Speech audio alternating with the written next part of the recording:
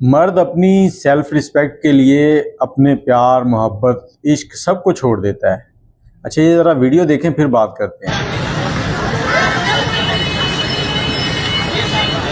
Video आपने देख ली है। ये वो इंसान है जिसको आप लोगों ने एक स्टार बना रखा है और आज मैं इसके लिए क्या अल्फाज इस्तेमाल करूं।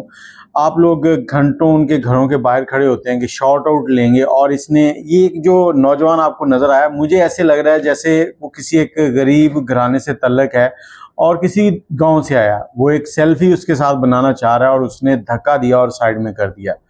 अब आप लोग खुद फैसला करें कि आपकी सेल्फ रिस्पेक्ट है या नहीं है। आप लोग ऐसे लोगों के पास जाते हैं बजाय इनके पास जाने के आप लोग खुद मेहनत करें, खुद कोई काम करें। मुझे ये बताएं कि ये लोग कर क्या रहे हैं? क्या इन्होंने कोई एटम बम बना दिया है? आपने इनसे क्या सीखा है? आप सारा दिन इनके व्लॉग देखते हैं, देखने के बाद इनको लाइक करते हैं, कमेंट करते हैं और फिर जाते हैं इनके घरों पे कि वहाँ पर वीडियोस इनके साथ शूट करें ताकि आपको शाउट आउट मिल जाए और आप वायरल हो जाएं। ऐसे कोई वायरल नहीं होता।